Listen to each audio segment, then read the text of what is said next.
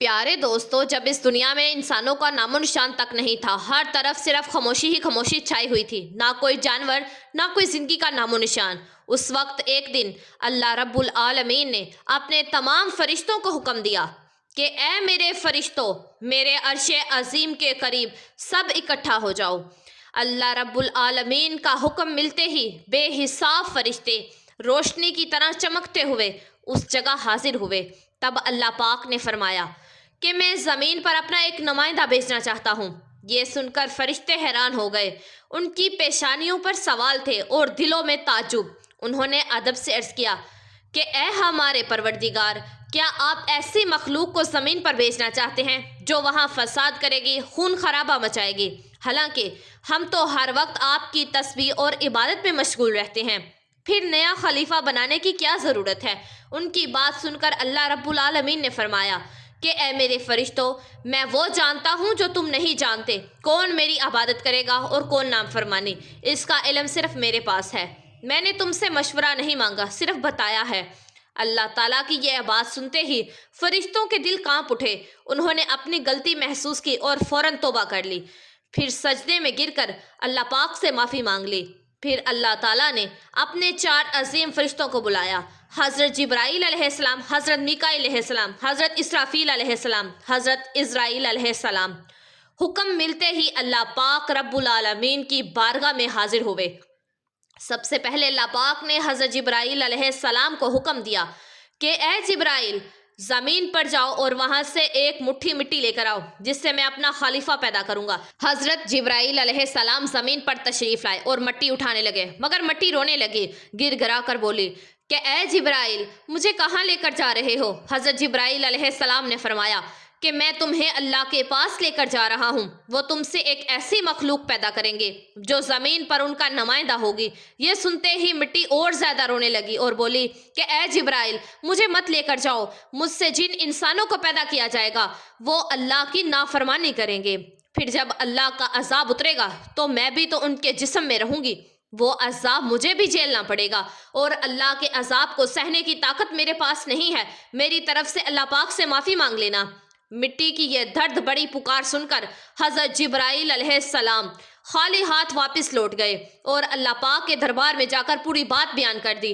پھر اللہ پاک نے حضرت میکائیل علیہ السلام کو بھیجا، وہ بھی اس زمین پر تشریف لائے، مگر مٹی نے اسی درد سے فریاد کی اور میکائیل علیہ السلام بھی خالی ہاتھ واپس لوٹ گئے۔ اسی طرح حضرت اسرافیل علیہ السلام بھی زمین پر تشریف لائے، مگر مٹی کی آہ سن کر ان کا دل بھی پگھل گیا اور وہ بھی مٹی اٹھائے بنا ہی لوٹ گئے۔ تینوں فرشتے خالی ہاتھ واپس آ گئے۔ آخر کار اللہ رب العالمین نے حضرت عزرائیل علیہ السلام کو زمین پر بھیجا۔ جب حضرت عزرائیل علیہ السلام زمین پر تشریف لائے تو مٹی نے پھر وہی التجا کی اور بولی کہ اے عزرائیل، مجھے مت لے کر جاؤ، مجھے یہیں چھوڑ دو۔ لیکن حضرت عزرائیل علیہ السلام نے فرمایا کہ اے مٹی، میں تمہاری بات پر لوٹ نہیں سکتا کیونکہ مجھے اللہ پاک کا حکم ملا ہے اور میں اپنے رب کے حکم کی خلاف ورزی کبھی نہیں کروں گا۔ یہ کہہ کر انہوں نے مٹی اٹھائی اور اللہ کے دربار میں واپس لوٹائے۔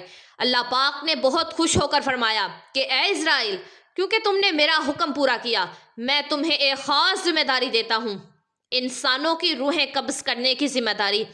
حضرت عزرائیل علیہ السلام نے عرض کیا کہ اے اللہ پاک، جب میں انسانوں کی روح نکالوں گا تو ان کے گھر والے مجھ سے نفرت کریں گے اور مجھے ہی الزام دیں گے۔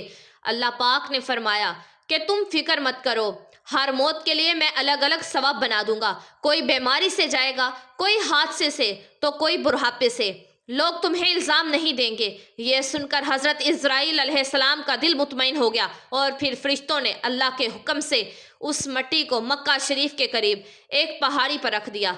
برسات کی بوندوں سے وہ مٹی بھیگتی رہی، دھوپ سے سوکھتی رہی اور یوں کئی سال گزر گئے۔ آخر کار اللہ کی قدرت سے اسی مٹی سے حضرت آدم علیہ السلام کا پتلا بن گیا۔ اللہ پاک نے فرشتوں کو حکم دیا کہ اس جسم کو جنت میں لے جاؤ۔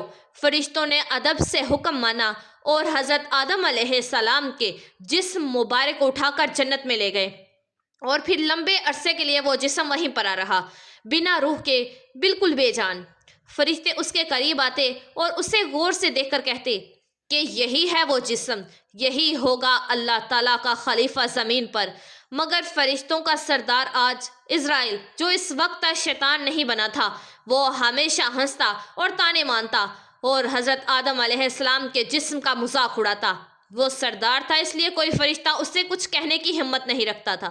پھر اللہ رب العالمین نے اپنے چاروں عظیم فرشتوں حضرت جبرائیل علیہ السلام، حضرت میکائیل علیہ السلام، حضرت اسرافیل علیہ السلام اور حضرت اسرائیل علیہ السلام کو بلایا اور فرمایا کہ اے میرے فرشتوں، تم عرش عظیم پر جاؤ اور وہاں سے آدم علیہ السلام کی روح لے کر آؤ، پھر اسے اس کے جسم میں داخل کر دو۔ اللہ رب العالمین کا حکم ملتے ہی چاروں فرشتے عرش عظیم کی طرف روانہ ہو گئے۔ انہوں نے حضرت آدم علیہ السلام کی مبارک روح کو قیمتی ہیرے جواہرات سے ایک خوبصورت پیالے میں رکھا اور ادب کے ساتھ ان کے جسم کے پاس لے آئے۔ اس وقت آسمان کے تمام فرشتے خوشی سے جھوم اٹھے، ہر طرف نور ہی نور چھایا ہوا تھا۔ سب مل کر اس پاک موقع میں شریک ہوئے، لیکن وہی عزازیل جو بعد میں ابلیس بنا، اللہ کے اس فیصلے سے بالکل ناخوش تھا۔ اس کے دل میں تکبر کی چنگاڑی سکڑنے لگی تھی۔ پھر اللہ پاک نے حکم دیا کہ اے آدم، اب روح تیرے جسم میں داخل ہو جائے، اور بس اسی لمحے حضرت آدم علیہ السلام کی روح ان کے جسم مبارک میں داخل کر دی گئی۔ جیسے ہی روح نے جسم کو چھوا، ان کے انگ انگ میں جان دوڑ گئی، ان کی آنکھیں کھلی، ہاتھ پاؤں ہلے اور جسم زندہ ہو گیا۔ دھیرے دھیرے وہ اٹھ کر بیٹھ گئے اور ان کی زبان سے پہلی صدا نکلی، الحمدللہ۔ یہ لفظ سن کر اللہ رب العالمین بہت خوش ہوئے۔ حضرت آدم علیہ السلام نے اپنی پہلی نعمت ملنے پر شکر ادا کرنے کے لیے 2 رکعت نماز ادا کی۔ پھر جب ان کی نماز مکمل ہوئی تو ہیرے جواہرات اور سونے چاندی سے سجا ایک خوبصورت تخت لایا گیا۔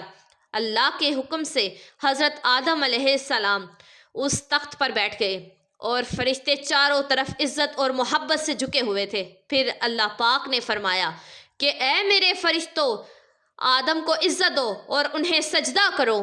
اللہ پاک کا حکم ملتے ہی کروڑوں فرشتے سجدے میں جھک گئے، ہر طرف نور کا سیلاب پھیل گیا۔ جب فرشتوں نے سجدے سے سر اٹھایا تو دیکھا کہ صرف عزازیل کھڑا رہ گیا، باقی سب فرشتے آدم علیہ السلام کو سجدہ کر چکے تھے، مگر عزازیل کے چہرے پر نفرت اور گھمنڈ صاف جھلک رہا تھا۔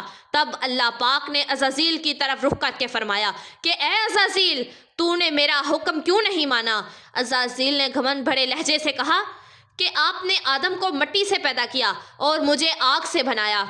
آگ کی فطرت تو اوپر اٹھنے کی ہے اور مٹی کی فطرت نیچے گرنے کی، تو اگر کسی کو سجدہ کرنا چاہیے تو آدم کو مجھے کرنا چاہیے۔ عزازیل کی یہ بات سن کر اللہ رب العالمین کا غضب بھڑک اٹھا۔ اللہ پاک نے فرمایا کہ اے نافرمان، تو یہاں سے چلا جا، تو نے میرا حکم نہیں مانا، آج سے تو ہمیشہ کے لیے لعنت اور سزا کا حقدار بن گیا۔ بس اسی وقت جو کبھی فرشتوں کا سردار تھا، وہ لعنت کے ساتھ ابلیس اور شیطان بن گیا۔ جب اسے جنت سے نکالا گیا تو وہ رونے لگا اور کہنے لگا کہ اے اللہ، میں نے کتنے عرصے تک تیری عبادت کی ہے، فرشتوں کو سکھایا ہے، تیری خدمت کی ہے، تو تیری رحمت سے کچھ مانگنا چاہتا ہوں، میری التجا قبول کر لیں۔ اللہ پاک نے فرمایا کہ کیا چاہتا ہے تو؟ شیطان بولا کہ اے مالک، مجھے قیامت تک کی زندگی عطا کر دیجئے۔ اللہ پاک نے فرمایا کہ ٹھیک ہے، تجھے قیامت تک کی زندگی دے دی جائے گی۔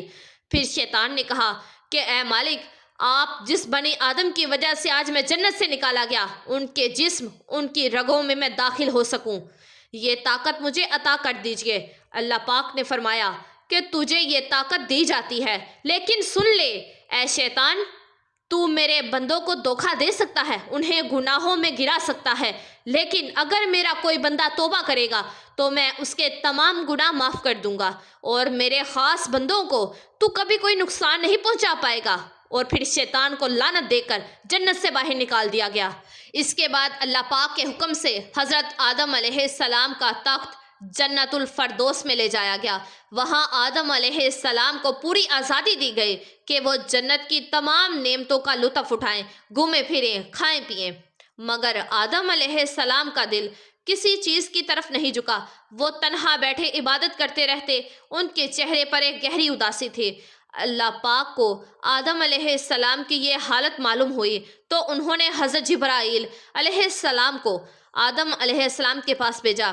جبرائیل علیہ السلام ان کے پاس تشریف لائے اور مسکرا کر بولے کہ اے آدم، جنت تمہیں کیسی لگ رہی ہے؟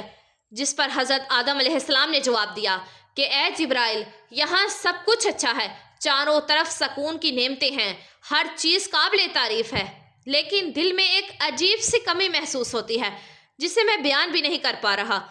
حضرت جبرائیل علیہ السلام مسکرائے اور بولے کہ ہاں آدم، میں جانتا ہوں، اللہ پاک نے مجھے اسی مقصد کے لیے بھیجا ہے، تم فکر مت کرو، بہت جلد تمہاری یہ کمی بھی پوری کر دی جائے گی۔ یہ کہہ کر حضرت جبرائیل علیہ السلام واپس لوٹ گئے، اور پھر اگلے دن فجر کی اذان کے پہلے جب حضرت آدم علیہ السلام نیند کی ہلکی آغوش میں تھے، اسی وقت حضرت جبرائیل علیہ السلام اللہ پاک کے حکم سے ان کے پاس تشریف لائے۔ انہوں نے بڑے ہی ادب سے حضرت آدم علیہ السلام کی بائیں پسلی سے ایک ہڈی نکالی، اس پر گوشت اور چمڑا چڑھایا، پھر اس میں نورانی سانس پھونک دی اور یوں ایک نئی تخلیق کا آغاز ہوا۔ فوراً وہ ہڈی نور میں ڈوبنے لگی۔ تھوڑی ہی دیر میں اس نے ایک حسین عورت کا روپ لے لیا، جس کے چہرے سے ایسی روشنی پھوٹ رہی تھی کہ جیسے پورا جنت اس نور سے جگمگا اٹھا ہو۔ حضرت جبرائیل علیہ السلام مسکرائے اور حضرت آدم علیہ السلام کے پاس آ کر دھیرے سے بولے کہ اے آدم، اٹھئے۔ حضرت آدم علیہ السلام جاگے، ان کی نظر سامنے پڑی اور وہ حیران رہ گئے۔ ان کے سامنے ایک ایسی حسین، پاک اور نورانی ہستی کھڑی تھی جن کا چہرہ چاند سے بھی زیادہ روشن تھا، جن کی آنکھوں میں سکون اور رحمت کی چمک تھی، اور جنہیں دیکھ کر دل میں ایک عجیب سی راحت اور محبت اترتی تھی۔ حضرت آدم علیہ السلام انہیں دیکھتے ہی رہ گئے۔ تب حضرت جبرائیل علیہ السلام نے فرمایا کہ اے آدم، یہ ہیں آپ کی ہمسفر، آپ کی زندگی کے ساتھی، بی بی حوا علیہ السلام۔ یہ سنتے ہی حضرت آدم علیہ السلام کے چہرے پر مسکراہٹ پھیل گئی۔ دل کا وہ خالی پن جو برسوں سے تھا، وہ پل بھر میں مٹ گیا۔ ان کے دل میں خوشی کی لہر دوڑ رہی تھی، ایسی خوشی جو لفظوں میں بیان نہیں کی جا سکتی تھی۔ تفسیروں میں آتا ہے کہ دنیا کی ساری عورتوں میں جسے اللہ پاک نے سب سے زیادہ حسن عطا کیا، وہ تھی بی بی حوا علیہ السلام۔ حضرت آدم علیہ السلام دیر تک انہیں دیکھ کر اللہ کا شکر ادا کرتے رہے۔ دھیرے دھیرے وہ ان کے قریب جانے لگے، مگر جبرائیل علیہ السلام نے ادب سے انہیں روک لیا اور فرمایا کہ اے آدم، نکاح کیے بنا آپ کے لیے ان کے قریب جانا جائز نہیں، پہلے آپ اللہ تعالیٰ کے دربار میں اپنے نکاح کی دعا کیجئے۔ حضرت آدم علیہ السلام نے سر جھکا دیا اور ویسا ہی کیا جیسا حضرت جبرائیل علیہ السلام نے فرمایا تھا۔ انہوں نے اللہ پاک کی بارگاہ میں بی بی حوا علیہ السلام سے نکاح کے لیے دعا فرمائی۔ اللہ پاک نے ان کی دعا قبول فرمائی اور ارشاد فرمایا کہ اے آدم، میں نے تمہارا اور حوا کا نکاح مکمل کر دیا ہے، اب تم اپنی بیوی کا مہر ادا کرو۔ حضرت آدم علیہ السلام نے ادب سے پوچھا کہ اے میرے رب، یہ مہر کیا ہوتا ہے؟ اللہ پاک نے ارشاد فرمایا کہ اے آدم، تمہارے نکاح کا مہر یہ ہوگا کہ تم میرے پیارے حبیب حضرت محمد صلی اللہ علیہ وسلم پر کچھ مرتبہ درود بھیجو۔ حضرت آدم علیہ السلام کا دل محبت سے لبریز ہو گیا۔ انہوں نے سر جھکا کر عرض کیا کہ لبیک یا لبیک۔ پھر انہوں نے پورے عشق اور خلوص کے ساتھ حضور صلی اللہ علیہ وسلم پر کئی مرتبہ درود شریف بھیجا۔ اسی کے ساتھ پہلا نکاح مکمل ہوا، جو انسانی اتحاد کا پہلا اور سب سے پاک نکاح تھا۔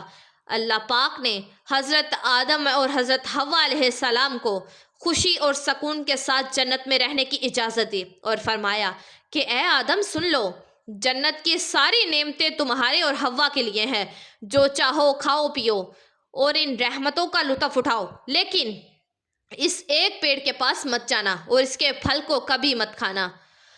تفسیروں میں آتا ہے کہ وہ پیڑ گیہوں کا پیڑ تھا۔ حضرت آدم اور حضرت حوا علیہ السلام جنت میں سکون اور محبت کے ساتھ رہنے لگے۔ ہر طرف نعمتیں ہی نعمتیں تھی، ہر طرف رحمت کا سایہ تھا، لیکن ادھر شیطان کو جنت سے نکال دیا گیا تھا۔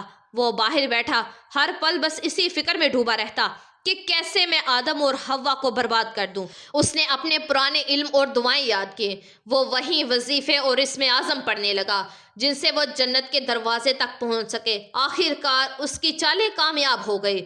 وہ جنت کے دروازے کے قریب پہنچ گیا۔ وہاں اس نے دیکھا کہ جنت کی دیوار پر ایک مور بیٹھا ہے۔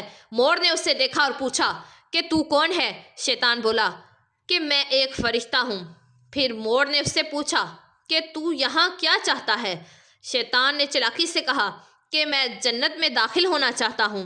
مور نے جواب دیا کہ حضرت آدم علیہ السلام یہاں موجود ہیں، اس لیے کسی اور کو اندر جانے کی اجازت نہیں۔ شیطان مکاریوں سے مسکرایا اور بولا کہ بھائی مور، مجھ پر تھوڑا رحم کرو۔ اگر تم میری مدد کرو گے تو میں تمہیں ایسی دعائیں سکھاؤں گا جو پڑھنے کے بعد تم کبھی بوڑھے نہیں ہوگے، کبھی مرو گے نہیں اور جنت سے کبھی باہر نہیں نکالے جاؤ گے۔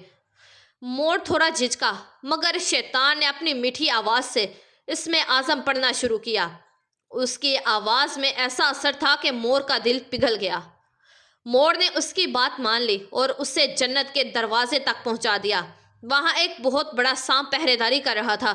مور نے ساری بات سانپ کو بتائی۔ سانپ نے شیطان سے پوچھا کہ تو کون ہے؟ شیطان نے پھر جھوٹ بولا کہ میں فرشتہ ہوں، میں عرش عظیم کے نیچے رہا کرتا تھا، وہیں میں نے ایک اسم اعظم سیکھا جس سے پڑھو تو ہر مراد پوری ہو جاتی ہے۔ سانپ کی آنکھوں میں لالچ چمک اٹھا اور اس نے کہا کہ وہ دعا مجھے بھی سکھا دو۔ شیطان نے مسکرا کر کہا کہ ضرور سکھاؤں گا، مگر میری ایک شرط ہے۔ سانپ نے پوچھا کہ کون سی شرط؟ تو شیطان بولا کہ شرط یہ ہے کہ تم مجھے جنت کے اندر داخل کرا دو۔